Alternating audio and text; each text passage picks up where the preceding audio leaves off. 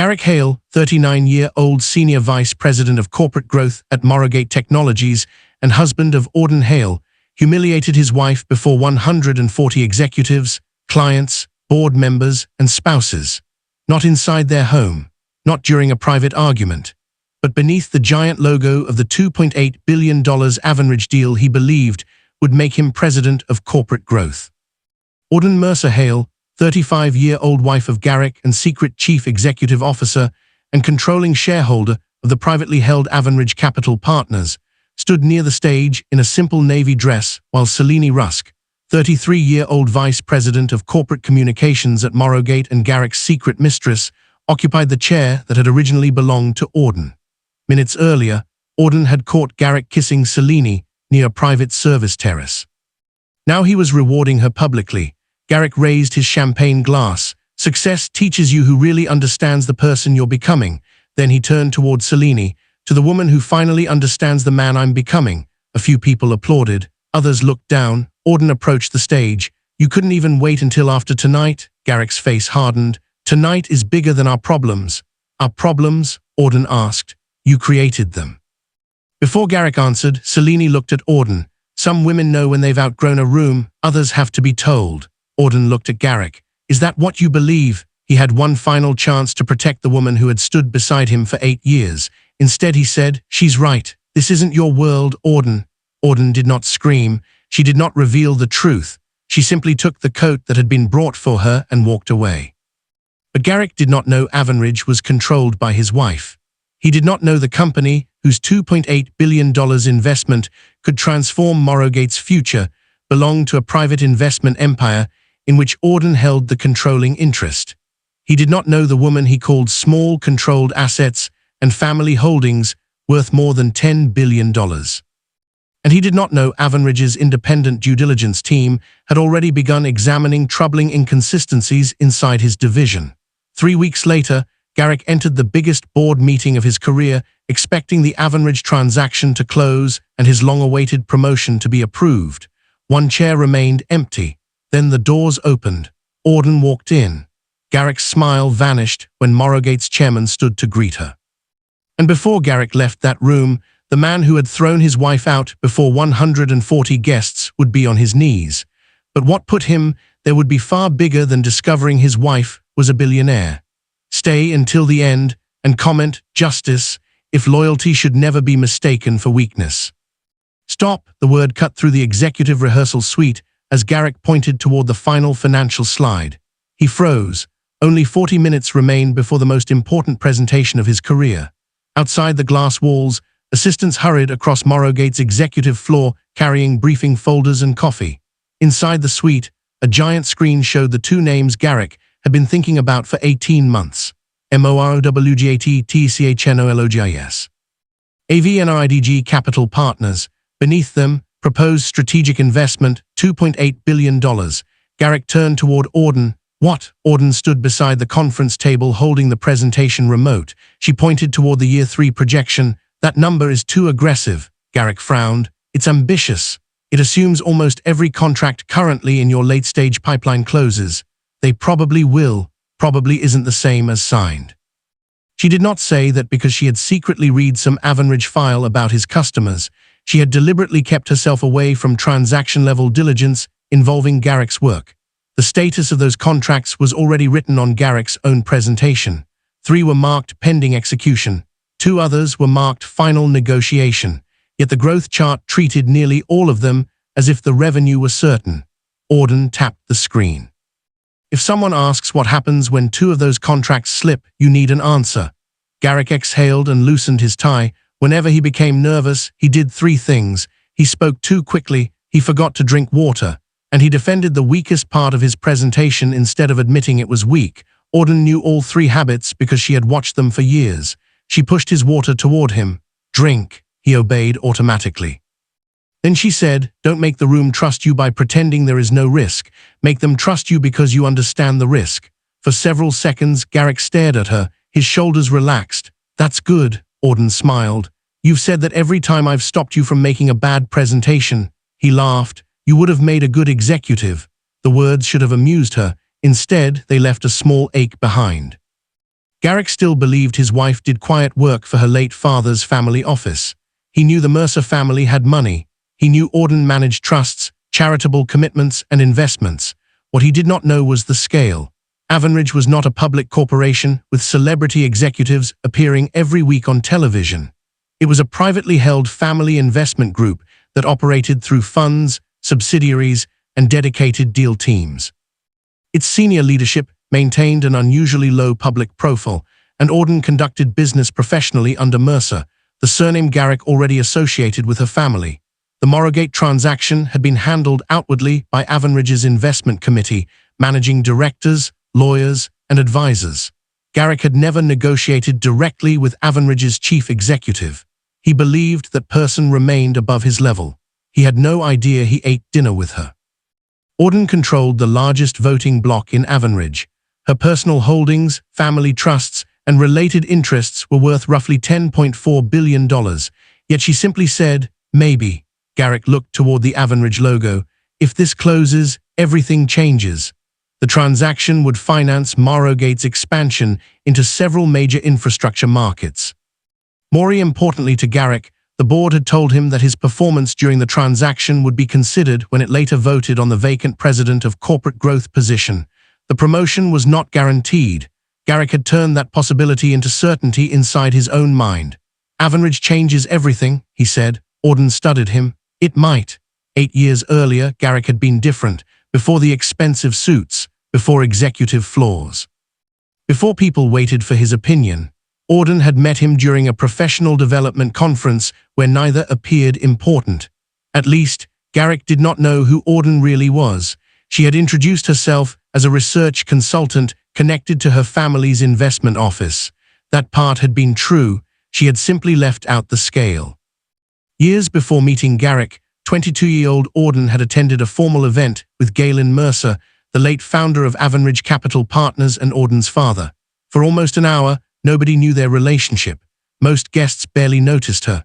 One young man interrupted her twice to speak to people he considered more valuable. Another walked away while Auden was answering his question. Then the host introduced her as Auden Mercer's daughter. Everything changed. The man who had walked away returned with champagne. The man who had interrupted her suddenly wanted her number.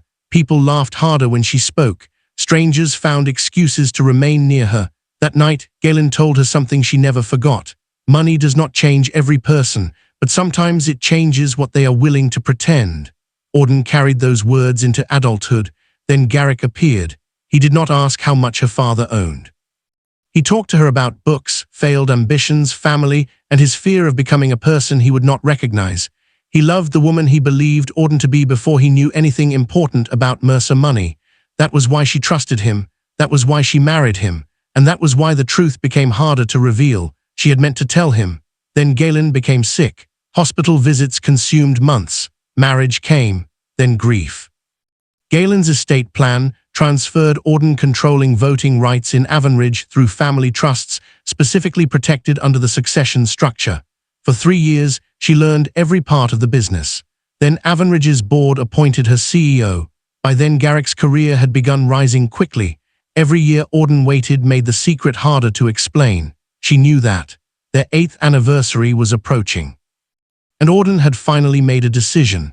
After the Morrowgate transaction was completed or rejected on its own merits, she would tell Garrick everything, no more hiding. Her attention returned when Garrick snapped the presentation remote between his fingers. "You're doing it again," she said. "What? Rushing?" He smiled faintly. Years ago, after an early management rejection, Garrick had sat outside a conference building with his head lowered. "Maybe I'm not meant for rooms like that." Auden had stayed beside him for more than an hour. Then she told him, "Become so good they have to make room." He had never forgotten the sentence. Auden sometimes wondered whether he had forgotten the woman who said it. The rehearsal suite door opened. Selene entered carrying a coffee and a thin folder. Her eyes went directly to Garrick. "Double espresso, no sugar." Garrick smiled. "You remembered." "Of course." She stepped closer, then reached up and straightened his tie. Her fingers brushed his collar. Garrick did not move away. Auden noticed. Selene pointed toward the screen. "Slide 14 still needs trimming. Garrick hates that slide." Auden looked at her. Garrick had complained about slide 14 to Auden at midnight 2 nights earlier. "How did you know?" Auden asked. Selene smiled. We've been living inside this deal for months." Another man entered behind her. Holt Fenwick, 42-year-old vice president of strategy at Morrowgate and Garrick's closest corporate friend, carried several briefing folders. He saw Selene standing close to Garrick and laughed. "At this rate, Selene, becoming your executive wife." Garrick laughed. Selene did too. Auden did not. For 1 second Garrick looked at her. He could have corrected Holt. Instead he lifted his coffee. Something small shifted inside Auden. Not proof, not betrayal, just discomfort. Minutes later an assistant called Garrick toward the main presentation room. Before leaving, Garrick held out his wrists automatically. Auden straightened his cufflinks. They were the pair she had given him after his first major promotion. 4 words were engraved inside. "Remember before the applause." Back then Garrick had laughed. "If success ever turns me into someone unbearable, remind me who I was." "I will." Now he did not even look at the engraving. He kissed her cheek. "Wish me luck." "You don't need luck." Garrick walked out with Selene and Holt. Only after he disappeared did Auden's secure phone vibrate. Bryn Kessler, 44-year-old general counsel of Avenridge Capital Partners and Auden's most trusted professional advisor, spoke when Auden stepped into a private corridor. "Ms. Mercer, the Independent Investment Committee approved enhanced due diligence." Auden's expression changed. "Why?" "Several Morrowgate forecasts need verification. The committee wants the deal team to confirm how much of the expansion case depends on unsigned pipeline contracts." Auden thought of Garrick's slide. She had disclosed Garrick's employment at Morrowgate when the transaction first entered serious review months earlier. Because he was not a board member, chief executive, or transaction decision-maker at Avenridge, the independent committee had allowed the process to continue under conflict controls. Now his division itself was attracting questions. "Strengthen my conflict disclosure," Auden said. "I don't want Garrick's division coming through me." Bryn paused. "Even if the review becomes serious?" "Especially then." The call ended. Auden returned to the rehearsal suite. Garrick's presentation was still open exactly where he had left it. She reached for the laptop to close the screen. Then she stopped. The number she had challenged earlier had changed again. The conservative downside case had disappeared. The largest forecast now sat alone. Auden opened the visible revision history. Beside the last edit were 2 initials, SR Selene Rusk. Auden stared at them. She did not yet know whether Selene had entered only Garrick's presentation, but something in Auden's chest warned her that the woman had already been allowed much closer than Garrick was admitting, and the following day would show her just how close. The conference room doors flew open. Garrick stepped out first. Executives crowded around him immediately. Someone shook his hand. Another man slapped his shoulder. "That was the presentation we needed." Auden rose from the chair where she had been waiting. For one hopeful second, she expected Garrick to search for her. He always used to. After every difficult interview or promotion meeting, his eyes once moved through the room until they found his wife. This time, they found Selene first. She hurried toward him. "I told you they would love it." Garrick laughed and pulled her into a brief embrace. Auden's smile slowly disappeared. Holt joined them. "Avenridge's deal team barely challenged you." Garrick straightened his jacket. "They challenged the numbers, and you handled it." Selene touched his arm. "You handled everything." Only then did Garrick notice Auden. His smile became smaller, more formal. "We did it." Auden walked toward him. "You did well." She meant it. Whatever was changing inside their marriage, she still remembered the young man who practiced presentations in empty rooms because he feared embarrassing himself before senior executives. She was proud of his professional growth. She was beginning to fear the man growing around it. "The board chair wants the deal team upstairs," Selene said. "Communications needs final quotes while today's reaction is fresh." Garrick nodded. Auden looked at him. She had assumed they would spend at least a few minutes together. Years earlier, after his first serious promotion, they had bought cheap sandwiches because they could not afford the restaurant nearby. Garrick had held her hand and said, "None of this means anything if I can't celebrate it with you." Now Selene was already walking him toward the elevator. Garrick glanced back. "The executive dinner is at 7. Spouses are invited." "I'll be there." The elevator doors closed. By 7, Morrowgate's private dining room was filled with senior executives, department heads, deal team members, and several spouses. Auden arrived quietly. Garrick was already seated. Selene sat 2 chairs away. Auden noticed the glass beside Garrick, sparkling water, no whiskey. Before she could ask, Selene spoke. "He stopped drinking before major board weeks. Whiskey ruins his sleep." Auden looked at Garrick. He had stopped. He shrugged. "Just recently." Selene smiled. "He He was exhausted after the last investor dinner. Another small detail, harmless by itself. Then Garrick mentioned buying new suits if the Avenridge transaction closed. Selene immediately said, "Not Harland. He hates their shoulders. He's switching to colder row." Auden slowly put down her fork. Garrick had never told her that. His drinking, his sleep, his future wardrobe, 3 small pieces. Together, they formed something Auden did not want to name. A woman carrying a tablet approached the table. Rhea Dawn, 31-year-old director of executive events at Morrowgate and Selene's close workplace ally, smiled toward Garrick before turning to Auden. "We haven't properly met. What do you do?" Auden opened her mouth. Garrick answered first. "Mostly family office work. Charities, trusts, quiet things." Auden turned toward him. "Quiet things."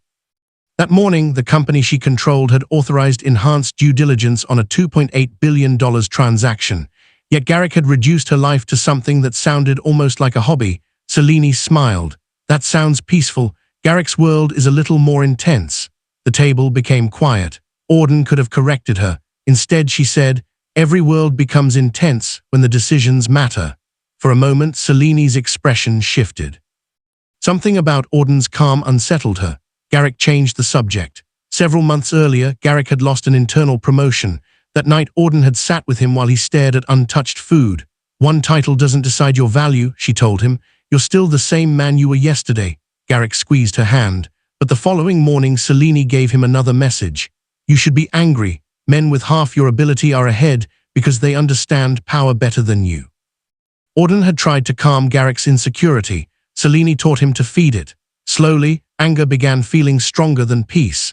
Recognition began feeling better than gratitude. And Garrick started believing anyone who reminded him of his old life was somehow preventing him from reaching his new one. After dinner, Auden stepped into an empty executive lounge and checked her secure phone. Bryn was calling. "The enhanced review has formally started," she said. "Independent outside counsel is leading it." Quinn Orsay, 47-year-old outside compliance attorney retained by Avenridge to lead enhanced due diligence into the Morrowgate transaction, had begun reviewing forecast support, approvals, expense classifications, and document history. Bryn explained carefully. Several customer opportunities in Garrick's division were being presented as highly probable even though final contracts remained unsigned. That did not yet prove misconduct. It could be poor forecasting. It could be overconfidence. Or it could become something more serious if employees had knowingly removed warnings. Auden's stomach tightened. "Garrick's division? Yes. Then update my conflict record now." "Auden, no transaction-specific findings about Garrick should come to me unless I need them for my duties as CEO. Quinn reports through the independent committee and Avenridge's board counsel." Bryn understood. Auden continued. "If Garrick did nothing wrong, being married to me should not make him look guilty. If he did something wrong, being married to me should not protect him." There was another procedural reason the timing mattered. At the start of enhanced due diligence, Quinn's team sent Morrowgate a standard written preservation request requiring the company to retain all deal-related drafts, communications, expense support, and approval records until review was complete. From that moment forward, deleting relevant material could become a serious issue of its own. Auden returned toward the dining room. Then she saw Rhea and Selene standing beside a digital seating chart for the next evening's pre-closing celebration. The main table showed Garrick's name. Beside it, Auden Hale. Selene touched the screen. "She's sitting there?" Rhea nodded. "Spouse beside the deal lead. Standard." Selene looked toward Garrick. "Tomorrow's photographs will circulate to board members, senior employees, and the deal teams." Garrick approached. Auden remained far enough away that they did not see her. Selene lowered her voice. "Tomorrow should show the people building your future." Garrick stared at the screen. Rhea asked, "Do you want me to change it?" There was a pause, long enough for Garrick to understand exactly what he was doing. "Put Selene beside me." Rhea touched the screen. Auden's name disappeared. "Where should I put Auden?" Garrick looked away. "Somewhere comfortable." Auden stepped backward before they saw her. The chair itself meant nothing. The reason did. Garrick was removing her from his side because he believed she offered nothing to the future he wanted people to see. Later that evening, Garrick asked Auden by message to leave a signed household insurance document at his office because he had forgotten to take it with him. When Auden reached the executive floor, most lights were off. She approached his door, then heard Selene. Tomorrow night you need to stop apologizing for wanting a woman who fits where you're going. Auden stopped. Inside, Garrick answered too quietly for her to hear. She waited for one sentence, one defense, one reminder that he still remembered he had a wife. Selene laughed softly. Auden seems sweet. She just seems comfortable with the old version of you. Garrick finally spoke clearly. What does that mean? Some people love who you are because your growth threatens the role they had in your life. Silence followed. Then the two shadows beneath the office door moved closer. Auden's pulse jumped. She did not knock. She left the signed document on the assistant's secured intake tray where Garrick had told her to place it if the office was empty. Then she walked away. Minutes later, her phone vibrated. Don't be late tomorrow. It's important that everything looks right. Auden stared at the message as the elevator descended. Everything looks right. For the first time in 8 years, she wondered whether Garrick wanted his wife beside him tomorrow or whether he needed her present only so everyone could watch him choose somebody else. By the next evening, she would have her answer. Auden stopped so suddenly that her evening bag nearly slipped from her hand. Garrick was kissing Selene, not touching her by mistake, not whispering too close, not caught inside some innocent moment that could be explained away. His mouth was on hers. Selene's hand rested inside the front of Garrick's jacket, while Garrick's arm held her waist. The ballroom was only a few walls away. Music, laughter, champagne glasses, 140 guests waiting to celebrate Morrowgate's possible $2.8 billion deal with Avenridge, and Garrick was kissing another woman less than 10 minutes before entering that room as Auden's husband. Auden could not move. For several seconds, her mind refused to accept what her eyes had already understood. Garrick saw her first. He stepped back. Selene turned. The three stood near the private service terrace. Auden waited for shame, for panic, for an apology. Instead, Garrick looked irritated. Why are you back here? The question hurt almost as much as the kiss. Auden stared at him. That is what you're asking me? Auden, not now. Her voice lowered.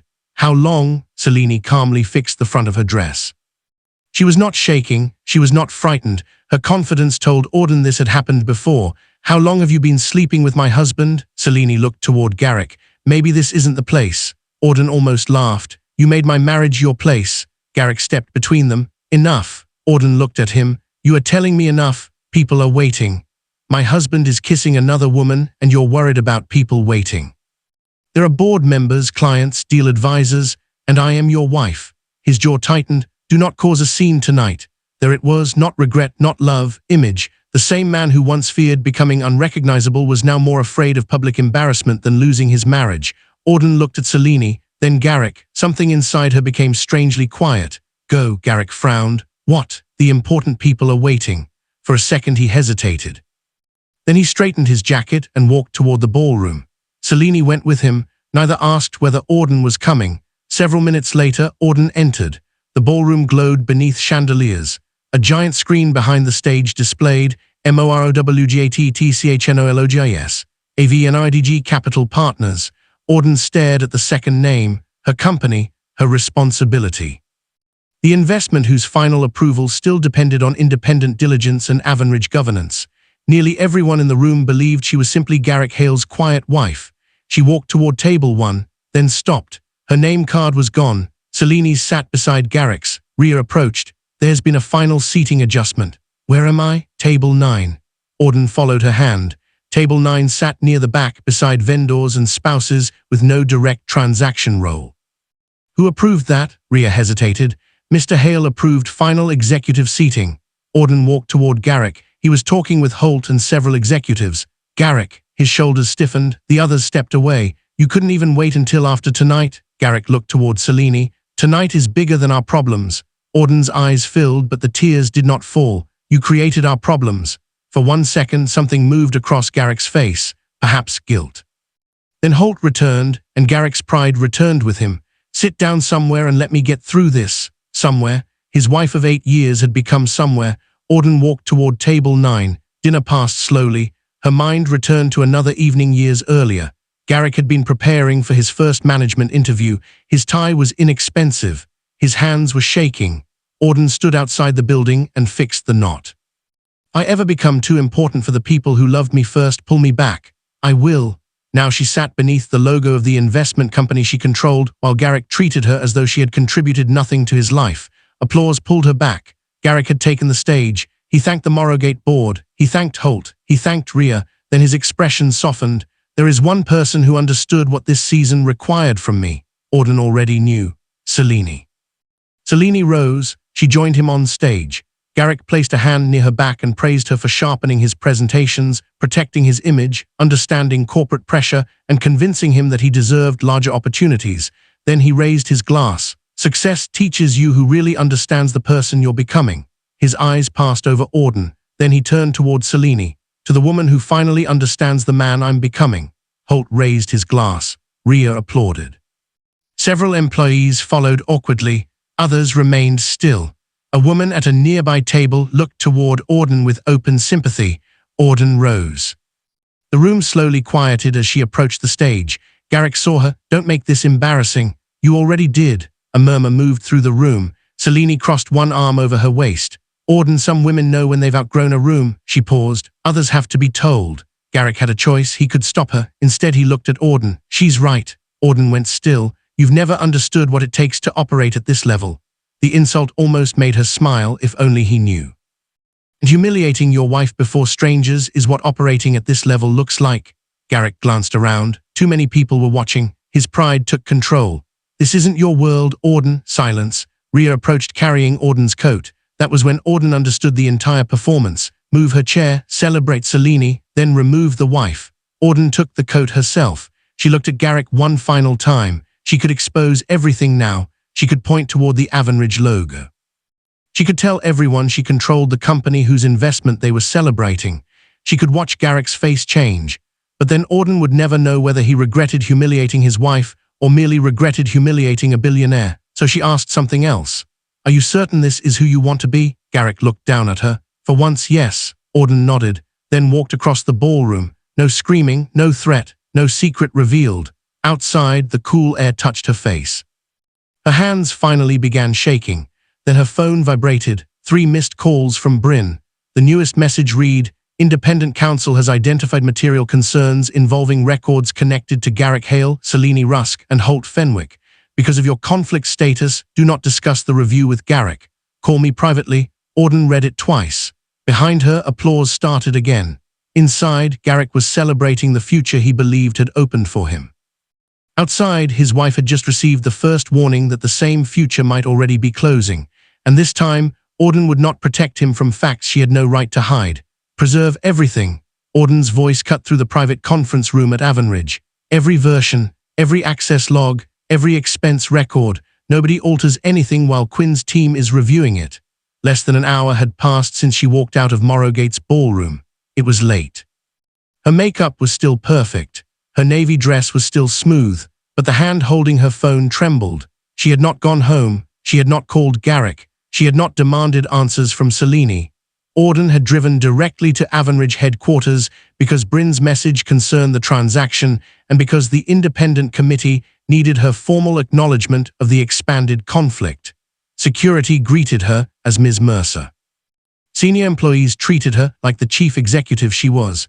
Nobody inside the building thought her work involved only charities and quiet things. Yet when Auden finally entered her private office and closed the door, she broke. For several minutes, she stood beside the window with one hand over her mouth. The tears came silently, not because Selene was younger, not because Selene looked polished beside Garrick. Auden cried because she remembered who Garrick had once been. Years earlier, after a painful job rejection, they had sat inside a small office lobby while rain covered the windows. Garrick stared at the floor. I keep thinking success will fix everything I hate about myself. Auden took his hand. It won't. He smiled sadly. Promise you won't let me forget this version of myself. I promise. Now Auden whispered into the empty office. I couldn't save someone who wanted to forget. A knock came. Auden wiped her face. Bryn entered with Quinn. Quinn carried a thick working file. We need to separate confirmed facts from questions, he said immediately. Do that. He opened the file. The first issue is forecast support. Several major opportunities inside Garrick's division had been described in the investment presentation as highly probable even though customers had not completed final contracts. That alone did not prove fraud. Forecasting involved judgment. Employees could be overconfident. Management could make poor assumptions. The important question was whether anyone had knowingly hidden warnings or changed internal classifications to make uncertain business appear more certain. The second issue is expenses, Quinn said, luxury dinners, hotel stays, private transportation, weekend travel. Some had been listed as client development expenses. Several showed no matching client attendance. 2 names appeared repeatedly, Garrick, Selene. Auden stared at the dates. One weekend stood out. Garrick had told her he was traveling to rescue a difficult client relationship. She had packed pain medicine because he complained about headaches. She remembered kissing him goodbye. Selene had checked into the same hotel hours later. Auden looked away. Quinn continued. There is also a vendor issue. A smaller communications agency had received a significant Morrowgate contract despite scoring below competitors. Corporate records showed a family connection between the agency and Selene. Holt had supported the award. Again, Quinn was careful. We have questions, not conclusions. Auden appreciated the distinction. My marriage cannot become evidence. Quinn nodded. If Garrick cheated on me, that matters personally. It does not prove financial misconduct. Agreed. Auden looked toward Bryn. If you would investigate another executive, investigate him. If you would protect another executive from an unsupported allegation, protect him too. That was the line she refused to cross. She had enough power to frighten Garrick with a phone call. She could expose her identity before the same people who watched him humiliate her. But if she interfered now, Garrick could later argue that his billionaire wife weaponized her company because he cheated. Auden wanted something cleaner, evidence. Bryn also reminded her of one important fact. At the beginning of enhanced diligence, Quinn's team had issued Morrowgate a written preservation request under the transaction agreement. Deal-related drafts, approval emails, expense records, and communications were not supposed to be deleted while the review remained open. If anyone had attempted to remove relevant files after receiving that notice, the deletion itself would become part of the inquiry. Auden formally confirmed her recusal from any recommendation about Garrick's employment or discipline. Avenridge could decide whether its money remained at risk. It could not decide whether Morrowgate employed Garrick. That belonged to Morrowgate's board. After midnight, Auden called Tobin. He heard the strain in her voice and arranged a confidential meeting for the following morning.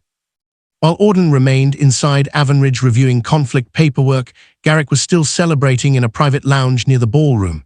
Selene sat beside him. Holt poured another drink. Rhea reviewed photographs from the event. One showed Garrick and Selene beneath the Avenridge logo.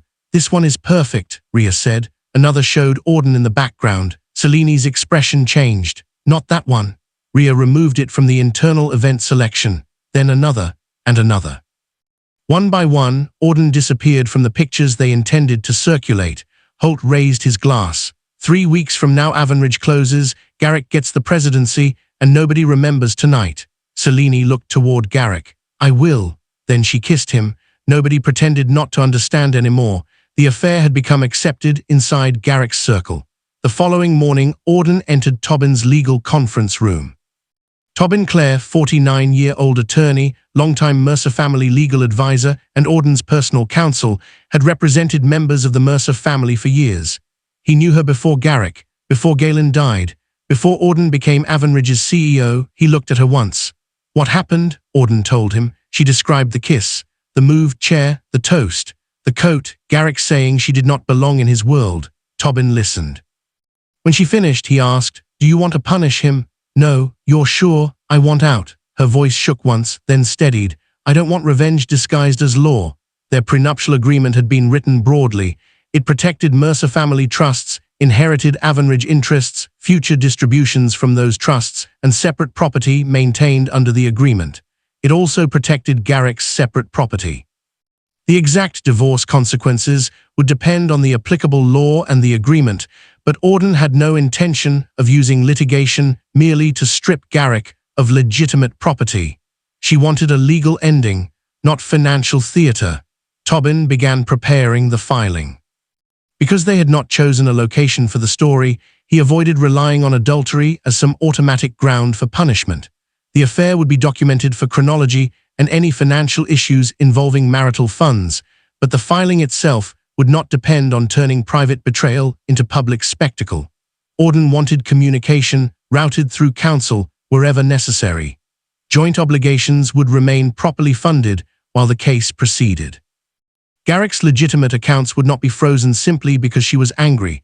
Tobin asked whether Garrick knew about Avenridge. Not yet. He will. Auden looked at her ring. Yes, but not because I use it as a weapon. Near noon, Garrick finally sent her a message. Don't turn last night into something it was. You have never supported the pressure I'm under. Auden read it twice. 8 years of rehearsals, rejected interviews, late-night presentations. Hospital visits with Galen interrupted by Garrick's anxious calls. Every time she had protected his confidence when he had almost none. Now Garrick needed a different history, one where Auden failed him, one where Selene saved him. Auden placed the phone face down. Tobin slid the initial authorization toward her. She signed. Her secure phone rang before the ink dried. Quinn, his voice was tighter than the night before. We have a preservation problem. Auden straightened. What happened? Our forensic team found evidence that several deal-related files were deleted or moved after Morrowgate received the written preservation request. Auden's stomach tightened. Can you identify who accessed them? We are still determining who performed each action. Access credentials alone do not prove who was physically at the keyboard. That distinction mattered. Quinn continued. But 3 executive accounts interacted with the affected folders during the relevant period. A pause. Garrick Hale, Selene Rusk, Holt Fenwick. Auden stared at the divorce papers. Hours earlier she had believed the worst thing Garrick was hiding was another woman. Now she understood that the affair might only be the first secret the investigation uncovered. Stop the screen. Auden's command cut across Avenridge's executive conference room. Quinn froze a recovered message on the wall. Nobody moved. The forensic team had spent the night reconstructing deleted deal materials from backups, email archives, and version histories Morrowgate had preserved on separate systems. Now one sentence glowed above the conference table. We need AV and IDG excited first. We can clean the numbers later. The message had come from Holt. Bryn slowly closed the file in front of her. Auden stared at the words. Only days earlier, she believed Garrick's greatest betrayal was the affair. Now she understood something more dangerous had been growing beside it. Quinn changed the display. Several analysts had warned Garrick's division that major customer contracts remained unsigned. Garrick had not invented fake customers, he had not forged signatures, and Auden refused to let anyone claim that he had. But the records showed he had received warnings about the uncertainty. Despite those warnings, he approved the more aggressive forecast for the investor presentation. Selene then pushed the communications team to make the language stronger. Possible became expected. Late-stage opportunity became anticipated contract. The presentation still contained forecasts, not audited revenue, but the changes could mislead an investor about how secure the expansion case really was. Auden leaned back. Did Garrick receive the warnings before approving the presentation? Yes, Quinn said. 2 emails confirm it. Did he order anyone to create fake contracts? No. Did he forge customer documents? No. Then we do not say that he did. Quinn nodded. Despite everything Garrick had done personally, Auden would not allow anger to turn an aggressive forecast into a crime the evidence did not support. The expense issue is clearer, Quinn continued. Several trips classified as client development included luxury hotel stays for Garrick and Selene. Investigators had now compared calendars, expense reports, customer schedules, and hotel records. On 3 occasions, they could not identify client activity justifying all of the submitted expenses. Some portions might still have legitimate business purposes. Others appeared personal. One weekend hurt Auden more than she expected. Garrick had told her he was flying out to save a troubled account. She remembered helping him organize travel documents.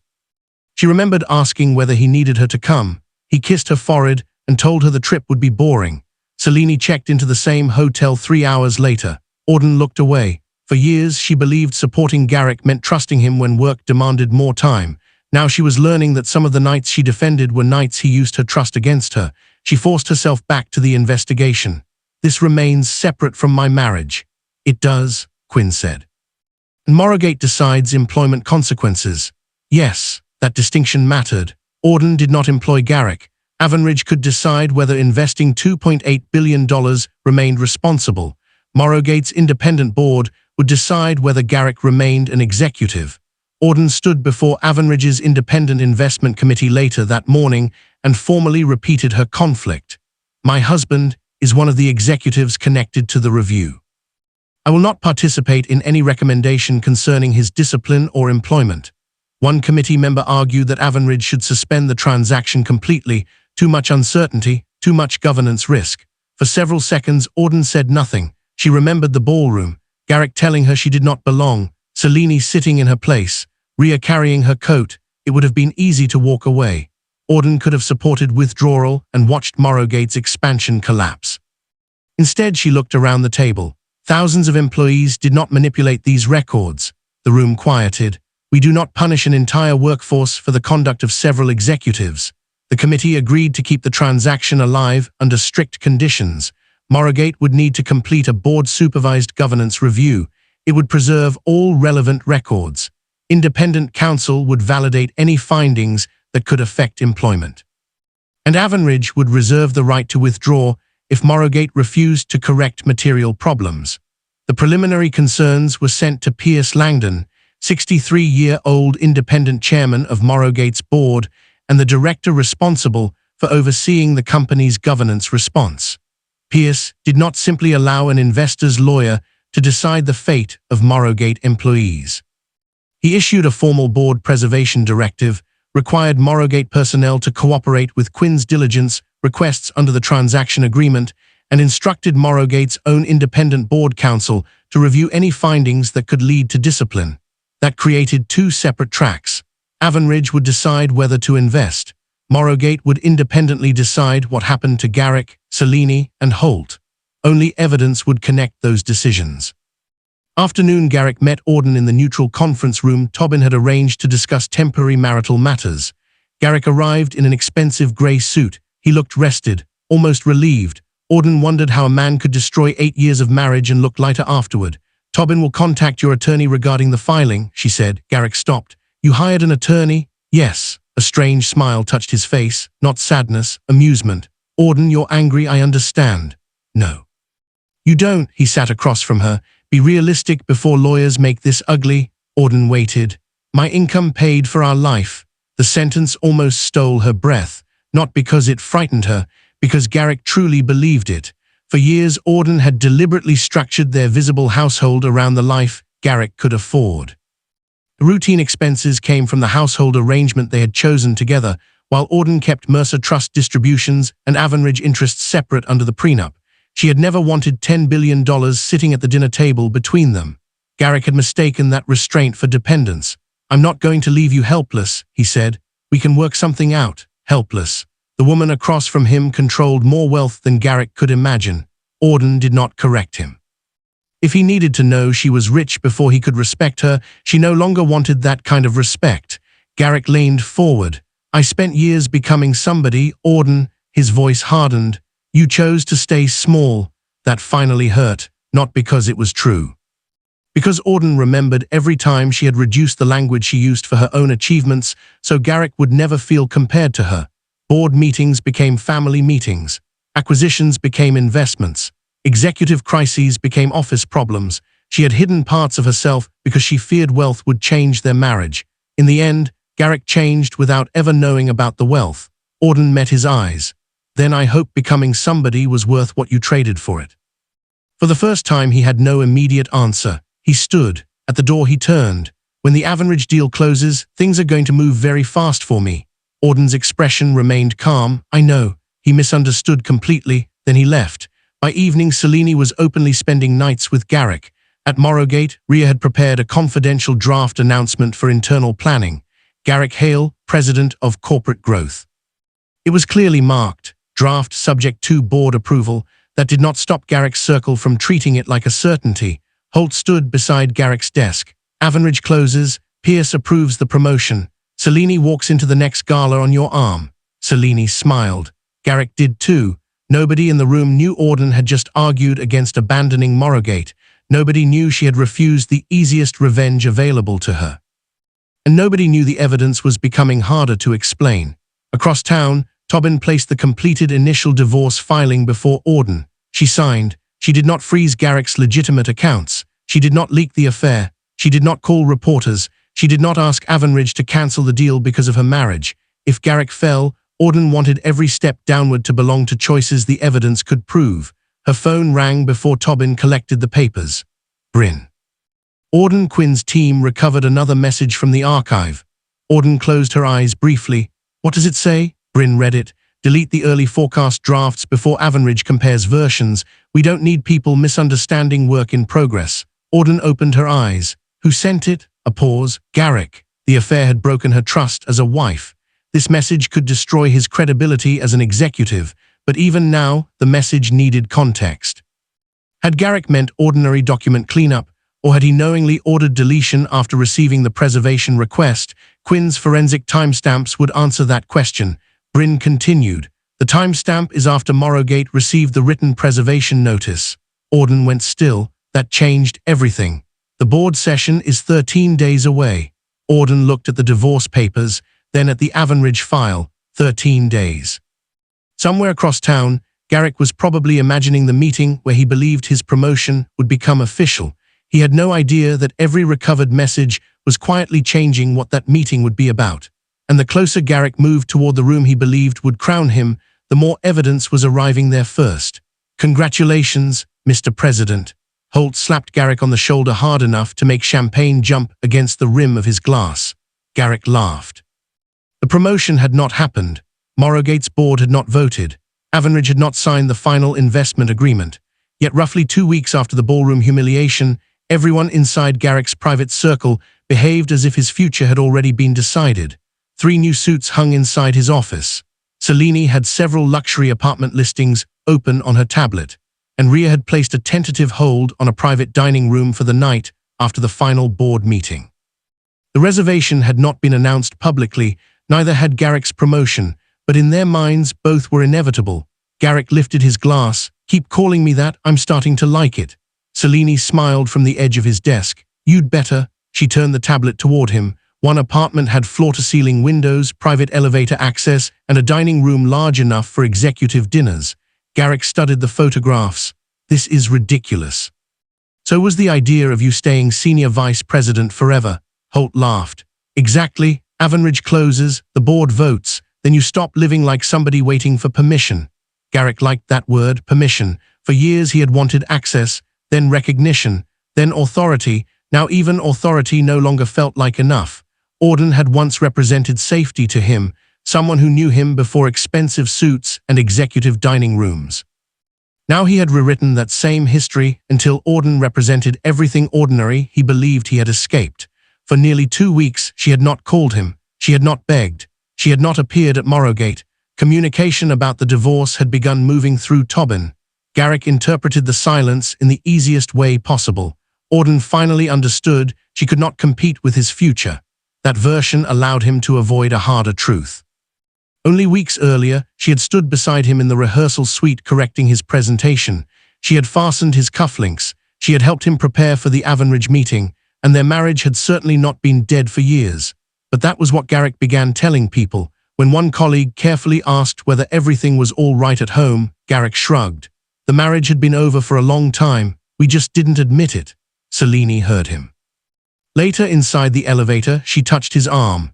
Good. Garrick looked at her. What? People respect decisiveness. Her voice softened.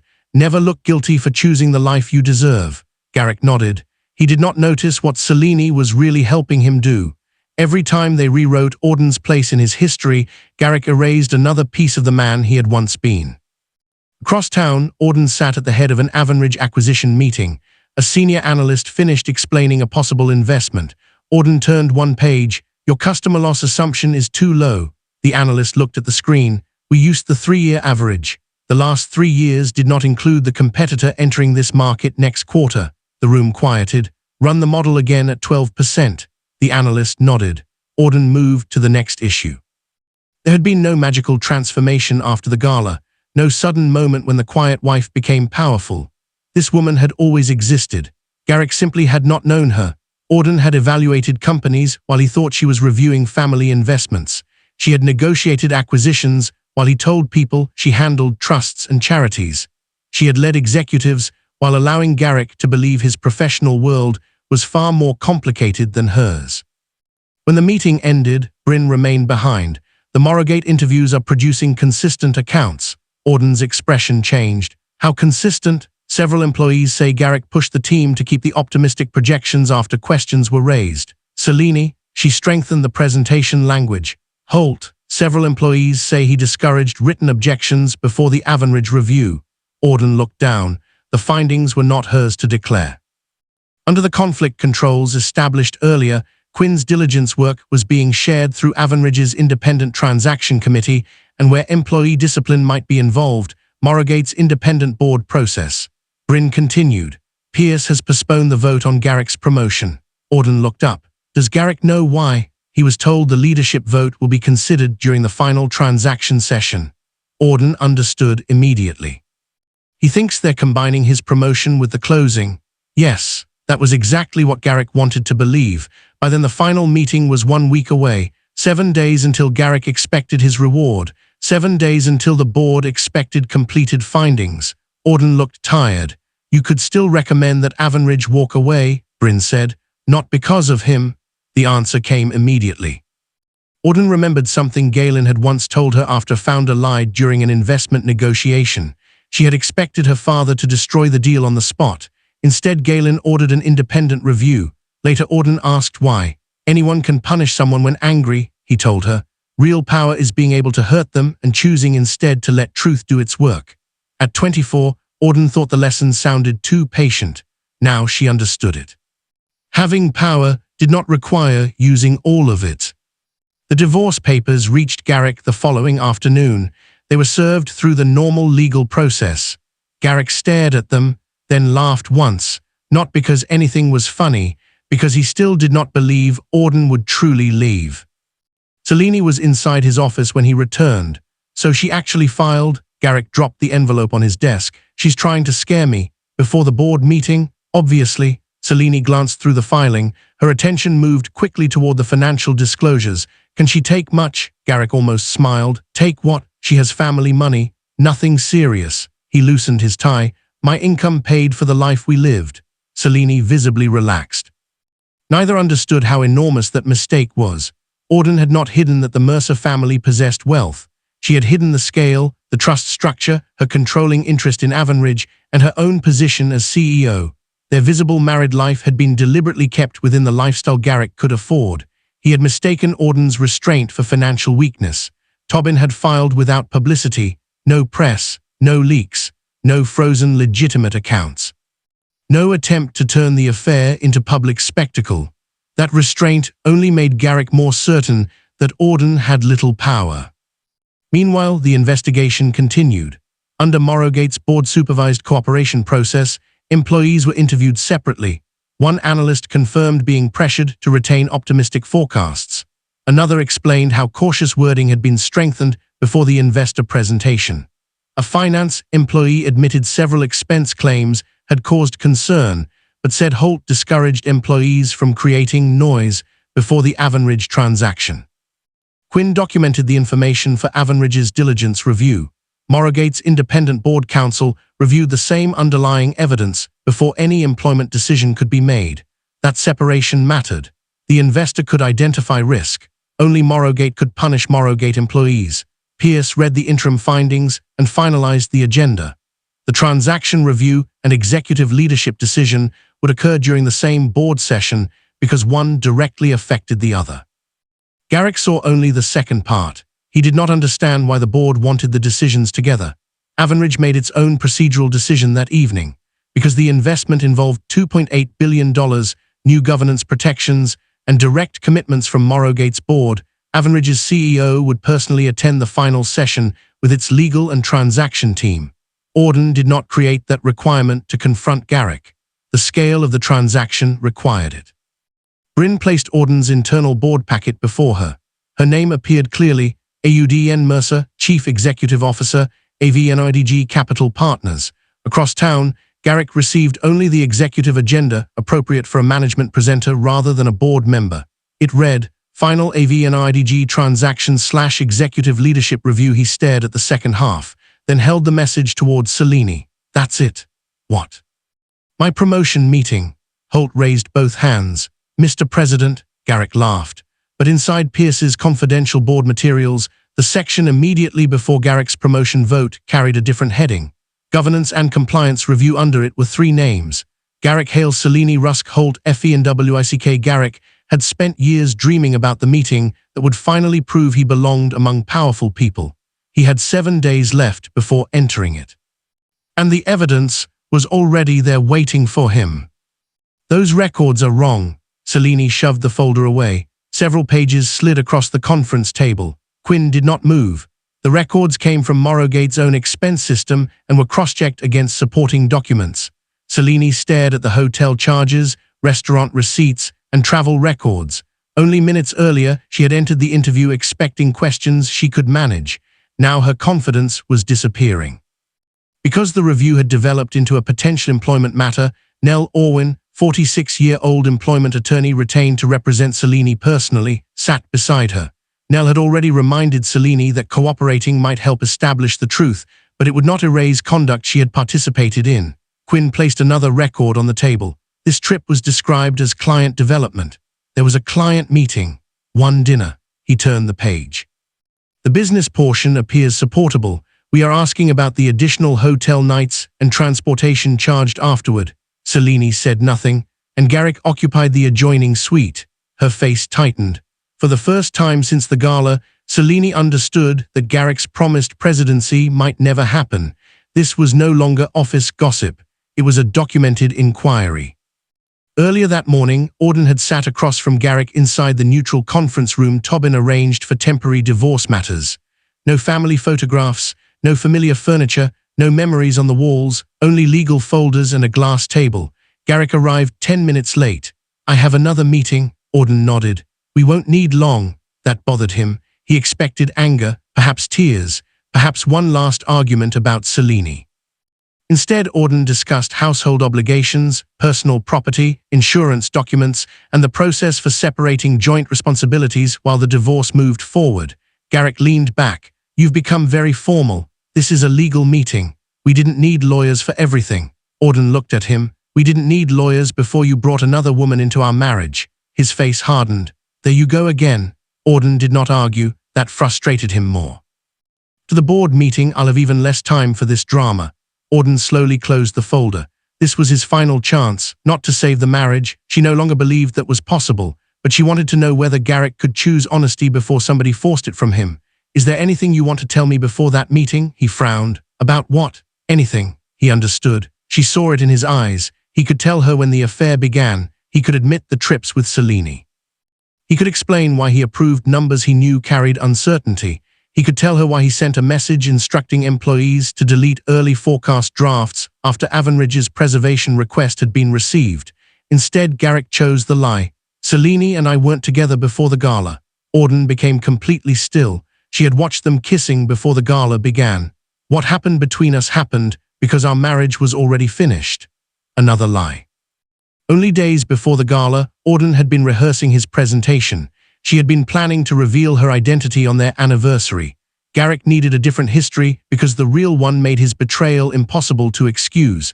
Auden asked one more question. "When you presented those Avenridge forecasts, did you know some of the contracts were still uncertain?" His eyes narrowed. "That's company business. That wasn't my question." "No," the answer came quickly. Auden had seen the presentation herself before her recusal. She knew the contracts were marked pending, and she knew investigators had evidence Garrick received warnings. She did not challenge him with confidential findings. She simply opened the divorce folder again. "All right." Garrick seemed relieved. When he left, Tobin looked toward Auden. "You gave him the opportunity?" "Yes." "And?" Auden looked at the empty chair. "He chose the lie." Selene made a different calculation. Quinn placed emails beside the expense records. One showed Selene directing the communications team to remove cautious wording. Another showed Holt discussing which forecast drafts might create questions. Then Quinn showed her the document preservation timeline. Morrowgate had received the written retention notice. Afterward, relevant deal files had been accessed, and some material had been removed from active folders. Selene leaned back. "I didn't delete Garrick's files." Quinn remained careful. "We have not said you did. We're asking what you know." Selene looked toward Nell. Nell spoke quietly to her. After a private consultation, Selene returned. "If I provide messages I saved, what happens?" Quinn answered. "They become evidence that must be verified. Cooperating does not grant immunity from Morrowgate's employment process." Selene swallowed, then survival defeated loyalty. I kept an archive. Why? Because Garrick deleted messages when he thought something could become a problem. Quinn did not accept that statement as fact merely because Selene said it. He asked for the records. Investigators would authenticate them against server metadata, recipient copies, and Morrowgate archives. Selene provided them. Some showed Garrick asking how strongly unsigned contracts could be described. Others showed Holt identifying early drafts likely to attract questions. Several messages also showed Garrick and Selene arranging hotel meetings months before the gala. Those records destroyed Garrick's claim that the romance started only after the marriage had effectively ended. Selene tried to move blame upward. Garrick wanted the language stronger. Quinn looked at her. You sent the edits. Holt supported the vendor. You recommended an agency connected to your family. I didn't approve the final contract alone. That is why we are examining everyone's roles separately. Selene had not become innocent. She had simply stopped protecting Garrick. Later, Holt cornered Garrick inside an empty strategy office. What exactly did Selene save? Garrick frowned. What are you talking about? She was interviewed for almost 3 hours with her own attorney. So, she walked out looking terrified. Garrick shook his head. She wouldn't turn on me. Holt stared at him. You sure? Garrick laughed. The sound was forced. She chose me when everything got difficult. But both men knew that was not what happened. Selene chose Garrick while his career appeared to be rising. Nobody knew what she would choose if the rise stopped. Rhea was already protecting herself. She released the tentative post-board dinner reservation rather than attaching her name to a celebration that had never been officially authorized. When Selene noticed, Rhea blamed scheduling uncertainty. Selene understood the truth. The circle that had celebrated Auden's removal was beginning to fracture. That evening, Quinn met with Bryn and the independent Avenridge Transaction Committee. Because Auden's marital conflict remained active, she received only information necessary for her role as CEO and final investment representative. Selene has provided additional records, Quinn said. Auden did not smile. Verified? Some, others are still being authenticated.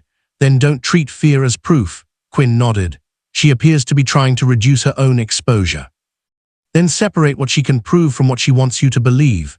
There was no pleasure in Auden's voice. Selene had helped destroy her marriage. That did not give Auden permission to turn every accusation Selene made into truth. Quinn eventually presented one authenticated exchange. It was from Garrick to Holt. Once Avenridge signs, nobody will care how he got the numbers there. The message had been matched against the company archive and Holt's account. Bryn slowly closed the folder. The woman he chose preserved the message that may end his career. Auden looked toward the dark window. The board meeting was getting closer. Across town, Garrick still believed Selene was standing beside him. He did not know she had already chosen the one person she would protect before him, herself. The cufflink slipped from Garrick's fingers and struck the floor. He cursed. Then the second one fell. For a moment, Garrick stood motionless before the mirror inside the furnished apartment he had rented after leaving the marital home. His new black suit fit perfectly. His presentation was memorized. His notes were arranged across the dining table. Everything about him looked like a man preparing for the greatest professional victory of his life, except his hands. They would not stop shaking. Selene looked up from the sofa. You okay? I'm fine. Garrick bent down and retrieved the cufflinks. They were old compared with almost everything else he now wore, small, silver, simple. Auden had given them to him after his first real promotion. He opened one. The engraving remained. Remember before the applause, Garrick stared. He owned newer cufflinks. Selene had recently given him an expensive pair, yet without thinking he had chosen Auden's. For years before every important professional moment, Garrick held out his wrists and Auden fastened them. She noticed when he forgot to eat. She knew when he spoke too quickly. She remembered which slide made him nervous. Now she was gone, and suddenly fastening 2 pieces of silver seemed harder than it had any right to be. Give them to me, Selene said, but she did not rise. Her eyes returned to her phone. Another message appeared. She turned the screen away. Garrick noticed. Your attorney, just paperwork. You've been doing paperwork all night. They're being careful. Garrick laughed. After tomorrow, none of this matters. Selene did not answer. That should have worried him. Instead, Garrick returned to the mirror. He fastened the first cufflink himself, then the second. For one brief moment, the expensive apartment disappeared. Years earlier, Garrick stood outside a much smaller office building wearing a suit that did not fit perfectly. His first management promotion had just become official. He nearly dropped those same cufflinks. Auden laughed softly. Hold still. She took his wrist. Garrick looked at the engraving. Remember before the applause? That's the point. He smiled. What happens if I start thinking I'm better than everyone? Auden fastened the second cufflink. I'll remind you where you came from. And if I don't listen, then I'll remind you louder. They laughed. At that time, success meant a dependable car, a better apartment, a vacation without checking every dollar. Garrick had wanted security. Somewhere along the way, security stopped being enough. Then respect stopped being enough. Then promotions stopped being enough. He wanted rooms other people could not enter. He wanted people to notice when he walked into them. Auden remained simple, quiet, unimpressed by titles. Instead of asking why, Garrick began telling himself she simply could not grow with him. That explanation was easier than wondering whether Auden had grown in a direction he never cared enough to understand. He shut the memory down. Tomorrow was not about Auden. Tomorrow was about him. At least that was what Garrick still believed. Cross town, Auden was working too. No champagne waited in her office. No revenge speech sat on her desk. The Avenridge executive floor was nearly empty, but Auden remained inside the main conference room with Bryn.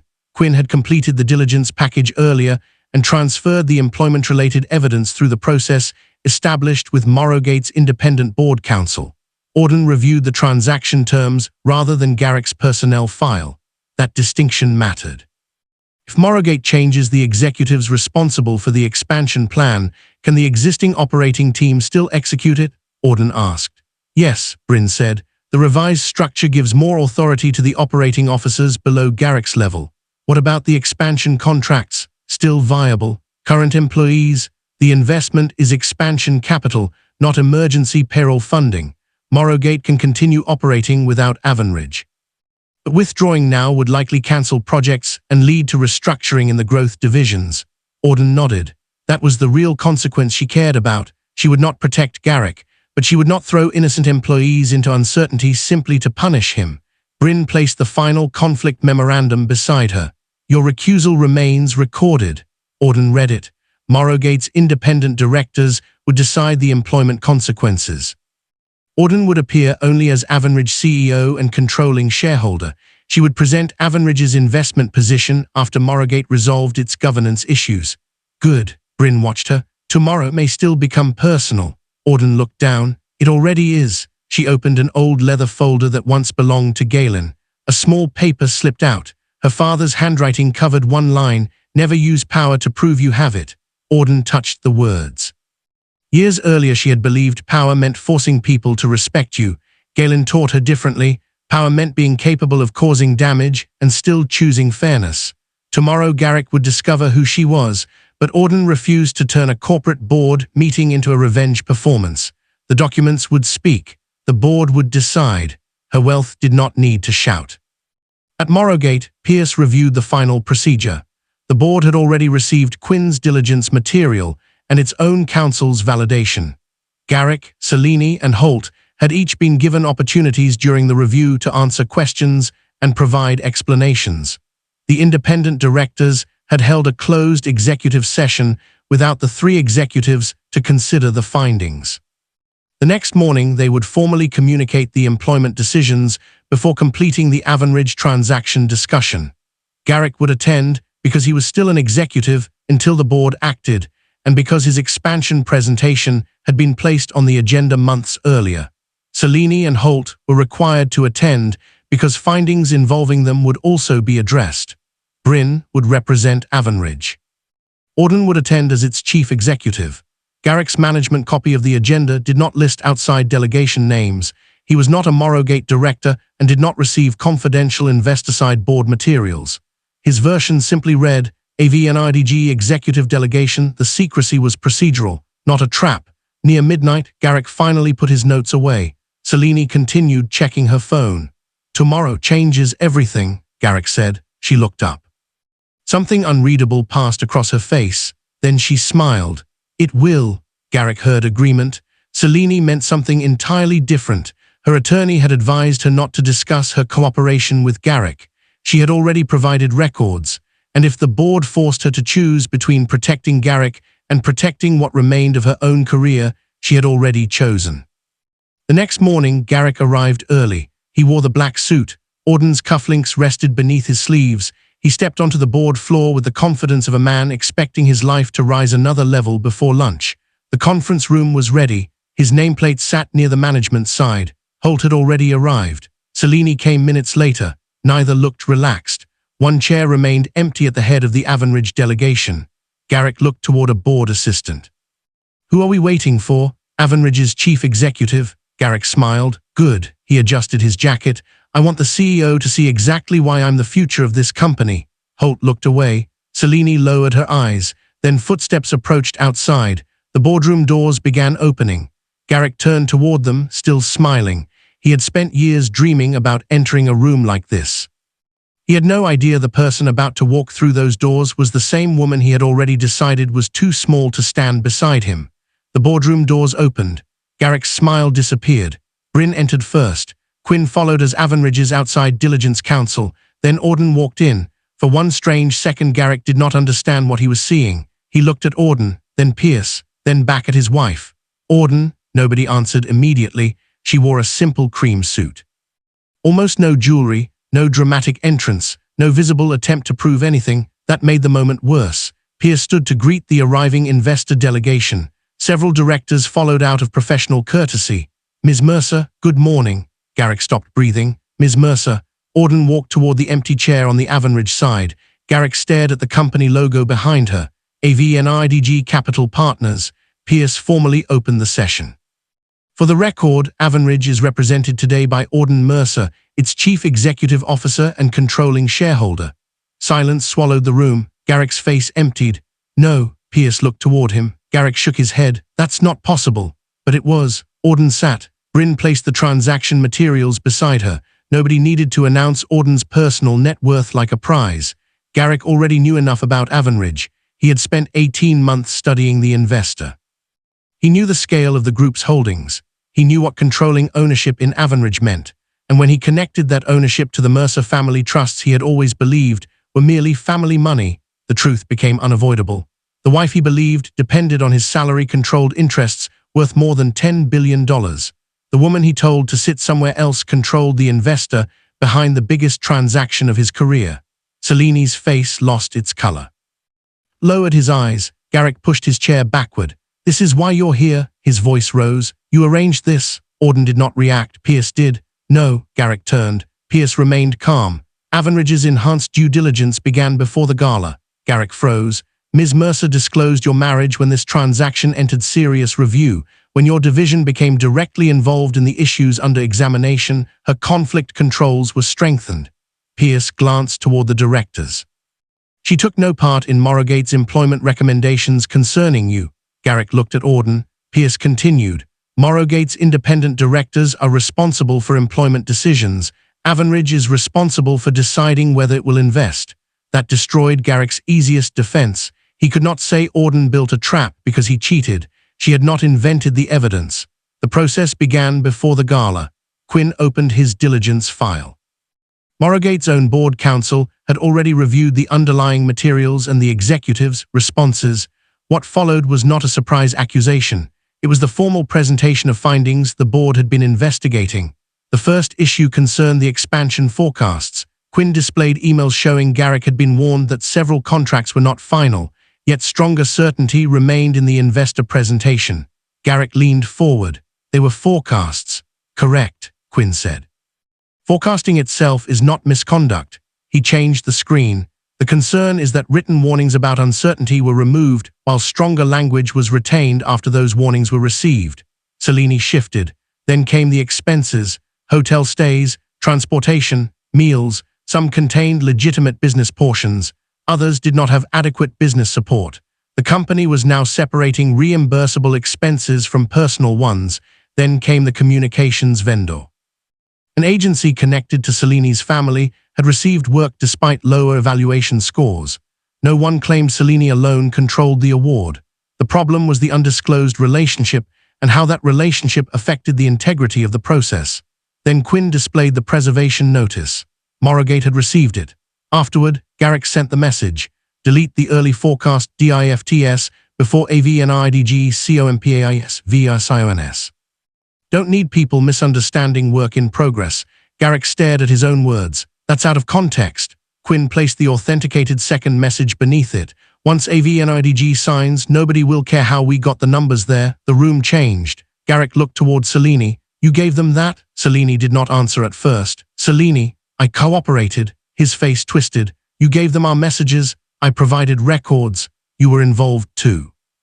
Selene's expression hardened, and I answered for my part. Garrick stared at her. This was the woman he had toasted before 140 guests, the woman who supposedly understood his future. Now that future was collapsing and Selene was protecting herself. Garrick looked toward Holt. You knew. Holt immediately defended himself. I answered what the board asked me. You told people to keep quiet, and you approved the presentation. Their alliance collapsed in less than a minute. The same men who once protected one another were now dividing responsibility. Auden watched silently. She did not smile. She did not look victorious. That disturbed Garrick more than anger would have. Pierce eventually closed the governance packet. The independent directors have completed their review of the findings and your written responses. Garrick's breathing quickened. The proposed promotion to president of corporate growth is withdrawn. Garrick went still. Based on the documented conduct, the board has also voted to terminate your employment for cause, effective following the company's required HR and contractual processing. No, the relevant compensation plans will determine any clawback of performance compensation. Unvested equity will be handled under the terms of those plans. Corporate privileges connected to your executive position will end when the termination becomes effective. Every consequence now followed an existing policy or contract. No magical punishment, no billionaire wife ordering him destroyed. His own employer had acted. Pierce turned toward Selene. The board has separately approved termination based on the findings involving your conduct, also subject to the required administrative process. Selene lowered her eyes. Any unsupported expenses would be reviewed for repayment. Holt was placed on immediate administrative leave while the board completed the final action concerning his role. His face hardened. The circle was finished. Then Pierce turned toward Auden. Only now did the Avenridge transaction return to the agenda. Auden did not invent an answer in the room. Avenridge's independent investment committee had already authorized a conditional path forward if Morrowgate addressed the governance failures. Auden simply communicated that decision. Avenridge remains prepared to proceed with the investment under the revised governance conditions already circulated to the board. Garrick stared at her. You're still investing? Yes. After all this, Auden looked toward the directors. Thousands of employees had nothing to do with this. Avenridge's money would still fund the expansion if the conditions were satisfied. Current employees would not lose opportunities merely because several executives had failed them. That sentence cut deeper than revenge. Garrick had spent weeks imagining Auden as emotional and small. Now she possessed enough power to punish an entire company and refused to misuse it. The formal meeting eventually concluded. Some directors began gathering their materials. Quinn stepped away. Pierce moved toward another director. The business discussion was over. That was when Garrick looked down at his wrists, the old cufflinks. Remember, before the applause, his breathing changed. He remembered Auden fastening them outside his first management interview. His nervous voice, "What happens if I start thinking I'm better than everyone?" Her answer, "I'll remind you where you came from." Garrick looked up. "Why didn't you tell me?" Auden paused. The question was no longer corporate. "I should have told you sooner." His eyes searched hers. "I was afraid money would change how you saw me." She swallowed. "I never imagined success would change how you treated me before you even knew." Garrick stepped closer. "We can fix this." Auden looked toward Selene, then back at him. "Would you be saying that if I was still the woman you thought you threw out of that ballroom?" Garrick opened his mouth. Nothing came. That silence answered for him. The boardroom was no longer fully occupied, but Pierce, Selene, Holt, Bryn, and several others were still there. Garrick's pride finally collapsed. He dropped to his knees beside the conference table. "Please." Auden did not smile. She did not tell people to look at him. She did not return the humiliation he had given her. "Stand up, Garrick." His eyes were wet. "Please don't leave me with nothing." Auden looked at the man she had once believed would love her even if she possessed nothing. "I never left you with nothing." He looked up. "You traded away everything that mattered because you thought it was worth nothing." Garrick lowered his head. For the first time since the applause had begun years earlier, nobody stood beside him telling him how powerful he was. The meeting that was supposed to crown him had ended with his promotion gone, his career collapsing, his mistress protecting herself, and the wife he called small standing above him. But losing the boardroom was only the beginning. Outside those doors, Garrick was about to discover how much of his life had been built around things that disappeared the moment the title did. The security gate flashed red. For a second, Garrick simply stared at it. He had returned to Morrowgate for a scheduled final collection of personal belongings after the company completed its termination process. An HR representative and security officer were expecting him. Garrick knew his access had been disabled, yet habit made him tap the old executive badge against the reader anyway. Red. For years, that badge had opened almost every executive door he approached. Now it opened nothing. The security officer spoke politely. "Mr. Hale, I'll escort you upstairs." Garrick nodded. That was all. No argument, no demand. His termination had become final after the required administrative review. The proposed presidency was gone. The performance compensation identified by Morrowgate's clawback provisions had been reduced, where the company determined the plan allowed recovery. His unvested equity was handled according to the terms of his executive compensation plan. His company vehicle and other executive privileges had ended with his employment. The short-term executive lodging support he had been using during the final transaction period ended too. He still possessed personal savings. He still owned legitimate property. He was not homeless. That was never Auden's goal. But almost everything Garrick had used to measure his importance was gone. He entered his former office under escort. Another executive's name had already been placed outside. His remaining belongings fit inside one cardboard box. No assistants, no private dining reservations, no people joking about Mr. President, no Selene, only the quiet sound of the box closing. Selene's cooperation had helped investigators establish facts. It did not erase her own role. Her employment ended after Morrowgate completed its process. Expenses unsupported by a legitimate business purpose were reviewed, and the company sought repayment where its policies and documentation allowed. Her professional reputation suffered because future employers could see a senior communications executive had been involved in an undisclosed workplace relationship, had participated in overly aggressive investor messaging, and had failed to disclose a family connection relevant to a vendor process. The private details of the affair were not published by Morrowgate. The company did not need to publicly humiliate her. The governance findings were enough. Selene and Garrick remained together briefly after the board meeting. At first they blamed everyone else. Auden, Pierce, Quinn, the directors, then they began blaming each other. One evening, Garrick finally asked the question he had been avoiding. "What happened to everything you said about our future?" Selene looked at him. "The future you promised me doesn't exist anymore." The sentence landed hard. Garrick stared at her. For months, Selene had told him he deserved a woman who matched the man he was becoming. Now that the presidency was gone, the expensive future was gone, and his executive status was gone, she had very little interest in discovering who he might become without them. Selene packed her things. She left.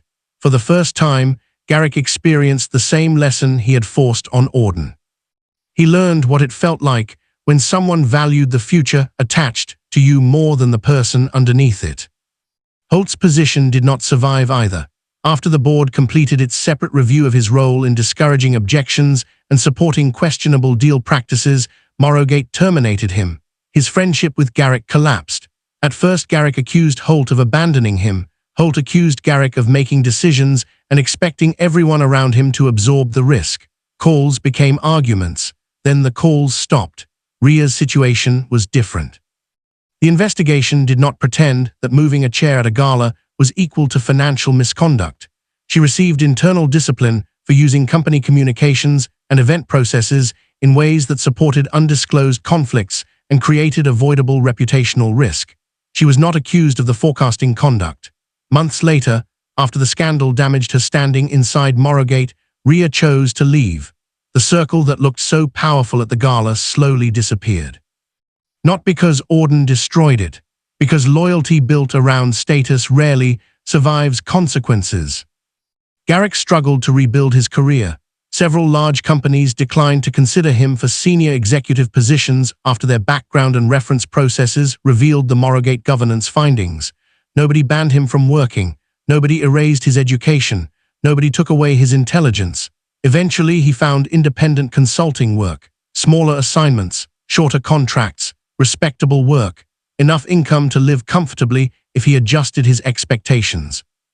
But there were no executive lounges, no company driver, no reserved tables because of his title, no board assistants waiting for him, no one calling him president. He survived. He simply had to discover who Garrick Hale was when nobody was applauding. That turned out to be harder than losing money. The divorce moved through its required process. Months later, when every legal review had been completed, Auden and Garrick sat on opposite sides of Tobin's conference table. Their prenuptial agreement remained enforceable according to the legal review. Auden retained the Mercer family trusts, Avenridge interests, inherited property, and other separate assets protected under the agreement. Garrick retained his separate assets and whatever else the settlement recognized as legally his. Auden did not use $10 billion to bury him in litigation. She did not demand property simply because she could afford more lawyers. Her victory was not leaving Garrick poor, it was leaving Garrick. The final documents rested before them. For once, he did not look angry, only tired. "I thought you wanted to destroy me," Garrick said. Auden looked at him. "I wanted you to stop hurting me." He lowered his eyes. "There's a difference." "Yes," Garrick signed, then Auden. 8 years of marriage ended with 2 signatures. No shouting, no dramatic final insult, just a silence neither of them could repair. Later that evening, Auden opened a small wooden box inside her private office. An old photograph rested at the bottom. She and Garrick were younger, his suit was cheap. Her hair had been ruined by rain. Both were laughing. Beside the photograph lay the thin bracelet Garrick gave her on their 2nd anniversary. Auden placed the silver cufflinks beside it. "Remember before the applause." She ran one finger over the engraving. For a moment, the pain returned. The early love had been real to her. That was exactly why letting go hurt. Auden did not need to rewrite Garrick into a monster from the first day they met. He had once been kind. Some promises had been sincere when he made them. Some memories were still beautiful, but people could once mean a promise and later betray it. Auden closed the box. She did not destroy it. She simply stopped carrying the past everywhere she went. Meanwhile, the Avenridge transaction moved forward after Morrowgate accepted the required governance reforms. The company strengthened approval controls. Forecast disclosures became clearer. Independent oversight increased. Leadership responsibilities were redistributed. The $2.8 billion capital went toward the expansion it had originally been designed to support. Projects that might have been cancelled remained alive. Employees who had done nothing wrong were not made collateral damage in Auden's marriage. That became one of the clearest differences between her and Garrick. Garrick had begun using status to make himself feel larger. Auden used power without needing anyone else to feel small. The closing also changed something else. Because Auden personally represented Avenridge during the final transaction, she agreed to be identified in the formal post-closing corporate announcement. For years, Avenridge had kept her profile unusually private. This time, Auden stopped hiding completely, not because she suddenly wanted attention, because she finally understood that privacy and self-erasure were not the same thing. Financial publications began discussing the previously low-profile Mercer heir who controlled Avenridge's family investment empire. Her estimated interests exceeded $10 billion. Garrick had spent 8 years sleeping beside one of the wealthiest businesswomen in the country without understanding the scale of the woman he had married. But Auden no longer cared whether that embarrassed him. She still wore simple clothes. She still avoided pointless displays of wealth. She still disliked people treating money as personality. What changed was simpler. She stopped calling major decisions family matters. She stopped hiding board meetings behind vague explanations. She stopped pretending her intelligence was smaller so another person could feel larger. Several months later, Garrick saw her again, not in person, on a screen between 2 small consulting meetings. A business program showed footage from an Avenridge leadership event. Auden stood before hundreds of employees and young professionals. She spoke calmly, confidently. No one beside her needed to explain why she belonged there. Garrick watched without moving. The same woman he once told could not understand executive rooms now held the attention of an entire one. That was when the cruelest part of his downfall finally became clear. The $10 billion was not the most valuable thing he had lost. Auden had loved him before anyone considered him important. She sat beside him after rejection. She practiced presentations. She fastened his cufflinks. She knew his weaknesses and never used them to humiliate him. She knew exactly how powerful she was and had spent years making sure her power never made him feel small. Garrick needed only a handful of promotions before he began making her feel small. He lowered his head. For the first time, there was nobody left to blame. At the Avenridge event, Auden announced a leadership program built around ethical power, accountability, and overlooked talent. She looked toward a group of young women near the front. Being underestimated can hurt, she told them, but sometimes it gives you the clearest possible view of someone's character. The room became quiet. Auden smiled, not because Garrick had suffered, not because Selene lost her job, not because financial reporters finally knew she was worth billions. She smiled because none of those things defined her anymore. Bryn waited near the side of the stage. "You ready?" Auden looked toward the doors. Years earlier, Garrick dreamed of entering rooms where powerful people made decisions. For 8 years, Auden quietly stood beside him while hiding how many of those rooms she already entered without him. Then Garrick reached the world he worshipped and decided his wife was too small to stand beside him. 3 weeks after humiliating her, his biggest boardroom doors opened. Auden walked through them. The chairman stood. The truth followed. By the time Garrick understood what he had thrown away, the promotion was gone.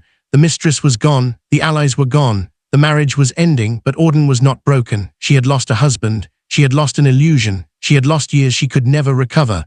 What she had not lost was herself. Auden stepped through the doors with Bryn beside her. Ahead waited another room full of people who knew exactly who she was.